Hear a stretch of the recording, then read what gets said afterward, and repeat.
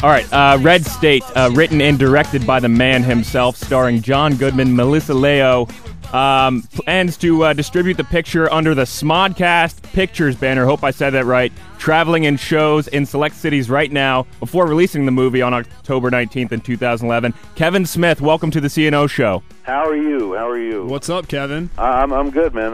So you're the only person that I've spoken to in 3 weeks now that mentions Smodcast Pictures. Thank you for that. Oh, you're very welcome. That's because we're awesome.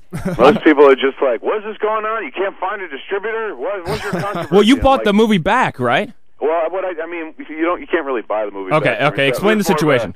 More of a like a little showy gesture kind of thing. But yeah, what we decided was kind of to not sell the flick. I got.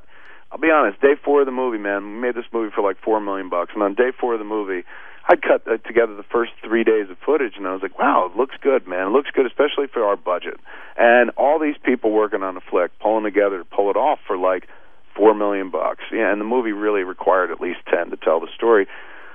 So at that point, I'm like, all this work, we're going to sell the movie, and whoever buys it is going to immediately tack on $10 to $20 million in marketing to sell it. Mm-hmm. I know this because that's what happens to every flick I've ever done. I mean, eventually they have to sell the movie, right? They've got to put commercials on TV and stuff. Problem is, I'm not a filmmaker that makes movies for the mainstream. I'm not a guy that really makes movies that deserve TV commercials. You know what I'm saying? Like, they're not flicks that cast a wide net. You're trying to hit your audience. Yeah, very particular. You know, and I mean, I can say that after 17 years I've been doing it. Like, my experience is the stuff we've done. I mean, if you look at the box office numbers, it tells a story. But like my stuff, it appeals to only a few people. You know, in the grand scheme of things. So at that point, I'm like, okay, that was my comedy. This is a horror movie. That's going to appeal to even less people. Right. Because I've never done it, and it's also bleak subject matter. It's not like slasher, easy to sell. It's talkier, you know, and it's different. It's not one movie. It's about 3 movies slammed into one. So at that point, I'm going, they're going to spend 10 to 20. Let's go with like if it was Lionsgate. Lionsgate does a standard kind of $20 million for stuff like the Tyler Perry movies or for the Saw movies, and that's an industry low. $20 million to release the movie. Low when you think that like Disney spent $100 marketing Tron Legacy, like not making Tron Legacy, just unreal. It. So at that point, I'm going, okay, if Lionsgate buys our movie, and that was kind of the most likely place because it has a hostile look to it, like that movie Hostel. Right. So I felt like, all right, they buy it, and they spend their $20 million to reach that audience, and suddenly the movie that we worked so hard on to keep low budget, $4 million, becomes a $24 million movie. And I got to make $24 million back at the box office just to break even, but that's not even the whole story because they don't get that full number that's reported at the box office. Studio has to split that with an exhibitor, the people that actually own the theaters. Sounds complicated. Very, because now you have to make $48 million just to break even on the $4 million movie. I can't do it. I can never make a movie that passed even $31 million. It's so convoluted. Tell me, math, dude. It's business math. Like whenever they talk about movies, they never talk about that marketing number. They'll say this movie cost $100 and it made $300 million, but they never say we spent $100 to market it. You know, that's the dirty little secret. Kevin, tell me how you get to the point then where you say, you know what, I'm going to distribute this thing myself, and I'm going to take this show on the road here and do something that most modern filmmakers aren't willing to do. The thing is, between movies, I mean, anybody that like is really into what I do, not just people like, hey man, I saw Mallrats, it's funny, but like the people who are hardcore into what I do kind of know that between movies, I spend most of my time on a stage. Like I go out touring. Last year, I think I was 22 gigs or something like that. Jeez. Between me just doing Q&A by myself or me going out there with live Smodcast or something like that. I've taken to the stage a lot more in the last few years. I've always been doing like live Q&A shows, but lately they've become more and more, so much so that like in the last 2 years I've made more money by standing on a stage talking about directing than I have directing film, which, could say one of two things. One, that people have wised up and like, don't pay him, he sucks. Or two, I just wind up talking more than I do directing, or maybe the truth is somewhere in between the two. So since I'm usually on a stage between flicks anyway, I was like, you know what, our movie's not coming out until October. We didn't expect to get into Sundance, which we did, and we debuted up at Sundance a month and a half ago. We started shooting the movie September 21st. Their cutoff is like November, so we didn't think we were going to make it. But I was cutting the movie while we were shooting it, so at the end of the day, we were actually ready. We could submit a movie to Sundance, and they liked it, and they said, you're programmed. So suddenly we're like, yeah, let's go. What a great leap-off point. But movie wasn't coming out till October 19th, which is the 17th anniversary of the release of Clerks. So suddenly I was like, oh, man, what do we do between now and then? And the buzz will die. And then I was like, well, why don't I just take the movie out with me? I'm going out anyway to do a bunch of gigs. Why don't I just bring the movie with me, and then I can show the movie and then do a Q&A after the movie. So at least we got something fresh to talk about instead of me going like, hey, y'all, here I got thrown out that airplane for being fat. You know, it was after I wrote that script for Superman. You know, it's like suddenly we've got fresh stuff to talk about. And, you know, and this is, we're talking about the crowd who's been begging to see this movie since before it was made. Like, these are the cats that literally were like, we'll finance the movie if you do it crowdsource funding, which I almost did at one point. So I felt like, all right, like, we don't have any money to do a word-of-mouth tour or anything, because we have no studio. It's just us releasing the movie ourselves. And the idea is to not spend any money while releasing it. You know, we don't have a war chest or a kitty of a bunch of money. Like, okay, this is the money we need to make The Prince, and this is the money we need to kind of travel. We don't have any of that. So it becomes a decision of, like, do we really need to travel? Or if you're going to travel, you got to stay in, like, the $69 hotel, not the $100 hotel, stuff like that. Because when it's your money, you're watching it way more closely. Right. So I figured, I'm sorry, we'll take the movie out on the road. We'll show it, Q&A, and all the money we make, we'll whatever. Here's the beautiful thing. When you're renting theaters, you don't have to put a dime down. You just have to make your minimums. Like Radio City Music Hall is how we kick off this tour, March 5th. Right. And it's a barn, dude, 6,000 seats. I'll never fill it. Huh. But all you have to do to rent it is sell 1,700 seats, and then it's free and clear. Then you're in the black. Then everything after that is profit. Money. So I was like, yeah. So I was like, I can sell 1,700 seats in New York. That I know. I sold out Carnegie Hall, and that was 2,600. So I knew I could sell 1,700. At that point, the theater's free.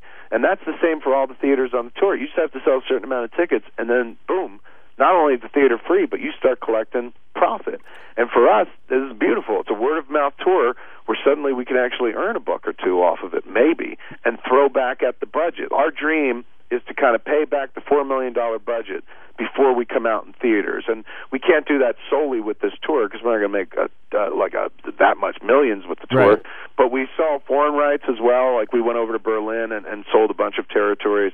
You know, we have TV and video to sell and stuff. So our dream is before we come out October 19th, the movie's in the black. Kevin, going on tour is part of it. And part of it's like, if we're not going to spend money on commercials and stuff, and the movie doesn't come out till October, having screenings now, because remember, only like 1,600 people total have seen the movie. Like 1,200 at Sundance, and then at the first screening, 400 the next day. So you want to get the movie out there, and this is a perfect way to do it, because all these cats who come see it on tour, they've now got months to talk to other people about it. Kevin, we got a guy here right now, BDK Reviews. He follows you on Twitter. Yeah, he's my man. We had a long interview. Not only did you let him interview you for an hour, but you also invited him over to your house for a screening of the movie. Yeah, I'm that guy, man. I'm he's so emptying. friendly. He is emptying his pockets to go see your show right now in New York. You know, he's a good dude. He man. walks he's around. a good dude, and that interview was like insanely informative. I tweeted it up to a bunch of people because I was like, this is good for me. Like, I was articulate. They asked great questions. It was great. But Kevin, you got to understand. After that interview, and after you guys tweeted back and forth, he walks around this station like you guys are best friends. You're gonna have to hook us up with a retweet or something like that, so you can compete. Yeah, exactly. Totally. Yeah, if he almost was here in the house. It almost worked out. Like, he would have been here in my house. You wouldn't have ever gotten him out. I know. I heard. Basically, after I talked to him, I was like, he might have been a good guy to have around. Yeah. Because it sounds like he was going to be around. Just don't ask him to drive you anywhere. Not good. You're on the wheel. Not a wheelman. No, he's definitely.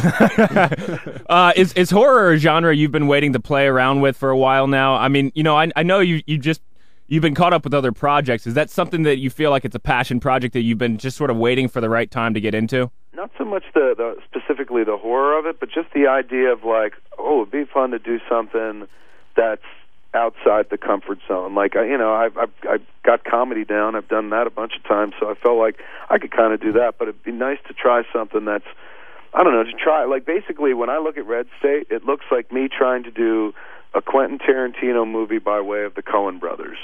And that's I don't know. I felt like after a few years of doing this, like I kind of went to film school in front of the whole world from Clerks forward. You get to watch me kind of grow as a filmmaker, and I kind of felt like, well, maybe I have enough, under my belt to pull off something that doesn't look like anything I've ever done before, and that's what we were getting from day one of the shoot of the movie. People would come up and be like, I don't know how to say this, but it doesn't look like your movie.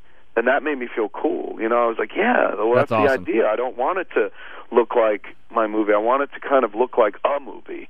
Or I kept calling it, the whole time we were making it, I was like, I want it to look like a grown-up movie. Because, the stuff I made, I never really considered all that grown up.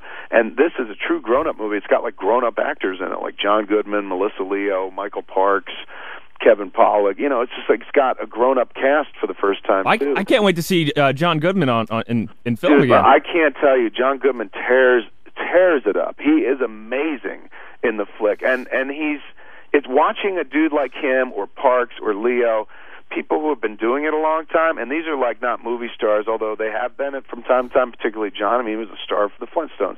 But John is a dyed-in-the-wool, hardcore acting a guy. He's a performer, man. He's a total actor, true filmmaker, 100% actor.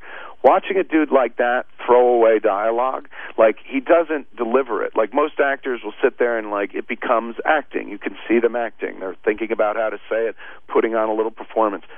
This dude literally just lets it fall out of his mouth like he's just saying it in that moment, and it's spellbinding. You sit there going, oh my God, look at it happening, and it's happening right in front of us, this miracle of a performance. And and then of course you add to the mix, you're like, it's Dan Connor. This is not I love Dan Connor. How's DJ? It's Walter Sobchak.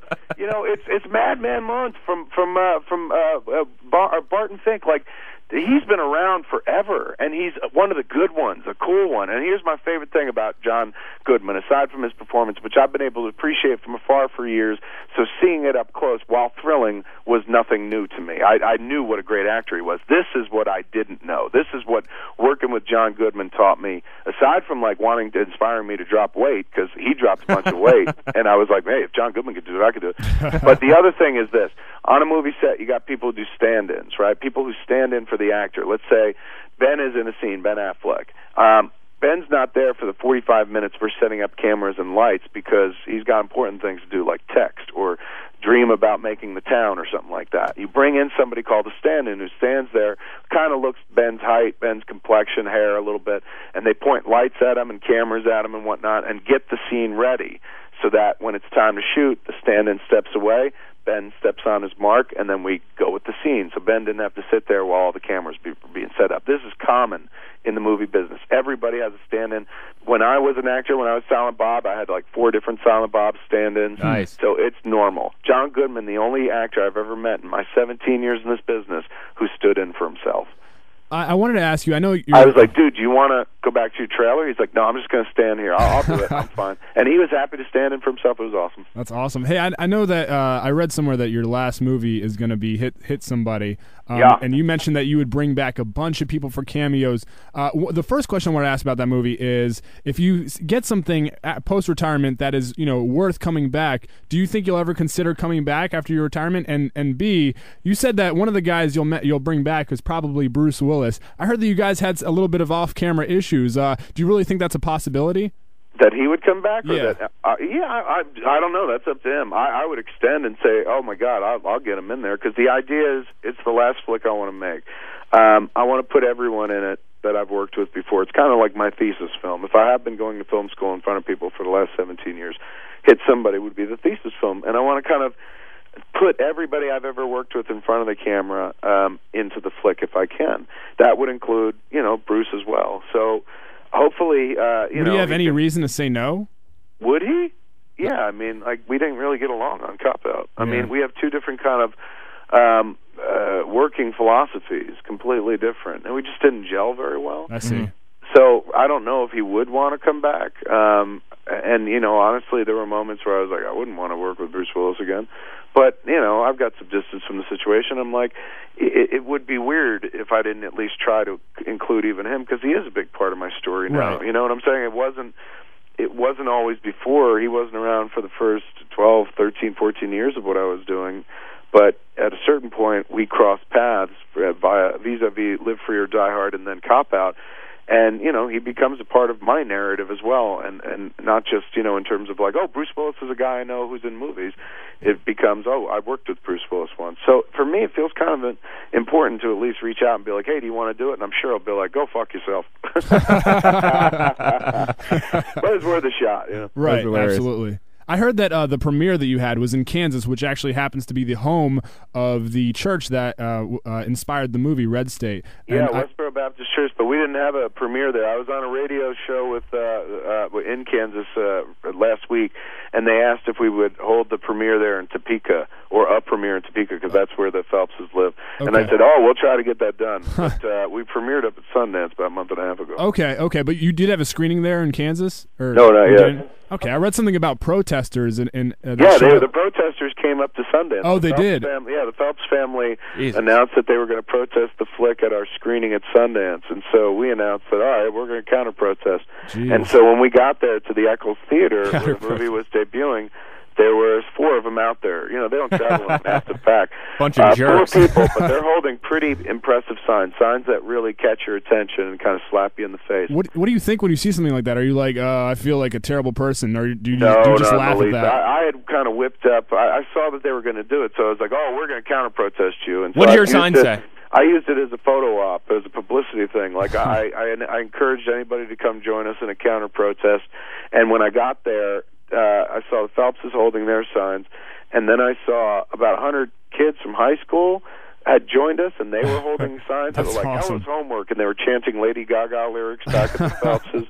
And then we showed up with our signs, and our signs were all over the place. Like, I held a sign that said, Thor hates straights, and God hates press screenings. And my friend Malcolm is a big gay bear of a man. He held a sign that said D as in dick. D tastes yummy. Which was that's fun. Like, that's, I think, the best way to go about it. It's not even an original idea. The kids down at San Diego Comic-Con last year did a counter protest, and I was like, wow, that's genius. Like, rather than get angry or try to block their view, you just hold like equally ridiculous signs. That's funny. And at that point you kind of cancel each other out.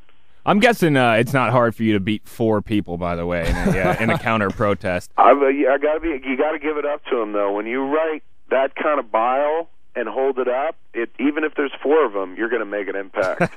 You just have to be willing to say what no one else does, and that's what they do. And so holding a sign that says it, they don't even need an army of people. 4 people holding signs that say that include sentiments that like stop you dead in your tracks. That's all you need. That's unreal. Kevin, I got one final question for you, and then we'll definitely let you go, and I appreciate your time with us so far. No worries. Thanks for giving me the time. No, it's been great, man. Unreal. Is it ever surprising to you how soon after you iron out a project, the wolves come growling, trying to tear information out of you about it? Like you just iron out a concept. You just say, I'm going to make this film about this. You haven't even finished writing the script, and all of a sudden they're crawling after you saying, who's going to be in it? Just trying to get you in these interviews, digging information out of you. I got to be honest with you. That's the way I've kind of built my career. I've always found that it's useful to start talking about what you want to do years out, because you can really talk it into reality. So I welcome that. Like, I get out there and go, Red State, three and a half years ago, I sat down and talked to, I think it was actually 4, talked to this dude, Joe Atucci at Rotten Tomatoes, and said, yeah, there's this movie, Red State, I want to make, and it's based on this, and then, blah, blah, blah, and told him everything. And that was 4 years before it happened. So for me, like, when you don't make easily marketable stuff or obviously mainstream material, it helps to kind of throw your hat over the wall, so to speak. Like, there's that old adage about the kids who used to walk home from school all the time, but there was a massive wall and they had to walk a mile around it. But if you climb the wall, you can be home in record time. And so in order to motivate themselves, they would take their hats and throw them over the wall, because if they came home without their hats, they'd be slaughtered by their parents or something. So for me, it's like I tend to throw my hat over the wall and say, hey, there's this movie Red State we're going to make, knowing full well that like it's not going to happen for a few years, and I have to be prepared to talk about it for the next few years. I need to be able to answer, hey, what happened to that Red State movie? Or I have to be able to give them updates all the time. But while that's happening, you're also willing the movie into existence. You know what I'm saying? Sometimes it helps to just talk about it, to actualize it a lot. And if that means that you're going to answer questions for people who are like, who's going to be in it? What is it about? That's totally fine. Here's the thing that I can't stand, though. You spend your life, let's say you spend 3 years making a movie, like in the case of Red State, right, looking for the cash, looking for finance, looking for anybody to make the flick, finally pulling it together for the by hook or by crook budget. And it's different than anything I've ever done before. Look, it shows absolute growth as a filmmaker. Right. And the movie ends with the first thing they say is, that's good. What are you doing next? And you're like, oh my God. Like, I just got finished. That's why Let me breathe a little bit. Let me enjoy the glory. That's why I love the podcast, dude, because I sit there at smodcast.com. I do 5 shows a week. Right. And I'm done in an hour. You know what I'm saying? Like, I do a show, and boom, I'm done. After an hour, it's done, and you put that up online, and you're finished, and you never have to do it again, and it doesn't take 3 years of your life. You don't have to find any money. All it costs you is the time to sit down and the bandwidth. And so at that point, for somebody who's naturally a storyteller more than a filmmaker, like, filmmaking was something that filmmaking for me was always like putting on a suit. Like, I could do it, and I look like a person in a suit, but I just don't look comfortable in it. Telling stories, like, I get up and talk during Q&A or do a podcast, and I always sound way more comfortable and at ease because that would be my natural habitat, right? Not so much trying to figure out how to put pictures together to tell a story, just literally telling you the story with my words. So at the end of the day, for me, I'd much rather just kind of do that. Like, all that time, think about it, 3 years, 4 years almost, from the moment I started talking about Red State to the moment I'm now out there with it in the world. That's so much time. Right. Whereas, like, you do a podcast, you finish it, it's done. And then tomorrow, you get to start a whole new adventure. You know, Chris and I have the same issue, except it's the opposite iguess because we work and we put a lot of work into our podcast, yet no one ever asks us what is happening next. I guess those are rich man's problems. I sound like Richie Rich complaining about, like, one of Dollar's signs rubbed off. Kevin Smith, one final question. Not really a question so much as a statement. The CNO show, we want to do you a favor right here. Go ahead and, since you said you love, like, looking into the future here, go ahead and announce what you're going to do post-retirement. Post-retirement, I'm going to do what you guys do. I just want to be on the radio. I don't even think I'm going to be able to wait post-retirement. Hell yeah. That's probably going to happen a lot soon. I mean, Scott Mosier called it the other day because I was just like, I've been thinking about doing, like, a morning radio show, but, like, online, not on the radio. And because that's where I dwell, is online. I'm a creature of the internet. And Mosier was like, well, it's about time. And I was like, what are you talking about? He goes, you do 5 shows a week on Smodcast. Like, that is a morning radio show. He's going, I always thought that's where you'd eventually wind up. So that's where I think I'm going to be. But before that, man, if you're in Washington, D.C., Warner Theater, March 15th. March 15th, that's Come it, guys. Red State, second to last movie. And then ask me questions. And definitely check out the Smodcast, too, guys. It's up 5 times a week. He's working his ass off on it. It's good stuff, man. There's a bunch of different shows. And I mean, there's like, if you want to listen to Muse talk about, like, harrowing stories of addiction mixed with hysterical stories about wieners, there's a Jay and Silent Bob Get Old podcast is great for that. I do a show with my wife called Plus One, which, like, we only started 12 weeks ago, but it's taken off like a rocket. Right. The Smodcast is the one I do with Mosier, Scott Mosier, my producer. I do a really funny show with this dude named Ralph Garman out here. He's on the radio on K-Rock every morning on the Kevin and Bean show, but we do a show called Hollywood Babylon, which is just like shooting fish in a barrel. Right. It's good though. Like, I dig that. I'm way into podcast after podcast, man. It's just, you know, I got a body for podcasts. I'm a radio nerd, so the first thing I do after this interview's over, go back and listen to it and write all those podcasts down. So, but Kevin Smith, I do want to thank you so much for your time on the CNO show. Hey, Kevin, Chris and I are the new hot chick that you drunk text when you come to DC. It's no longer it's no longer Kevin. It's us. It's us. I'm there. All right, the movie is Red State, written and directed by Kevin Smith himself, being toured and distributed under the Smodcast Pictures banner, traveling shows in cities now across the country, and March 15th in Washington, D.C. Thank you so much for your time, Kevin Smith. Thanks for having me, guys. Thanks, man. Well, that was pretty cool. That was, again, Kevin Smith. His movie is Red State. You can check it out March 15th at the Warner Theater. That's right. Here in D.C. Not to be confused with Red Stag. Red Stag, right. The beverage of your choice. Mm-hmm. I'm definitely gonna go. I mean, are Yeah. you? Oh, it's a lot. I can't wait. I like that we tried to steal him from Kevin the whole entire time. Well, we're gonna angle to when he comes to the town. We're gonna angle to get backstage and talk to him. And that would be awesome. And getting it behind the zipper. All right, cool. This is the CNO show again. You can check us out 9 to 11 Friday nights on WJFK HD2, or check our podcasts out on 106.7 The Fan. Right. Yeah, 1067thefandc.com/CNO show. Look for our tag on show pages. Until next time.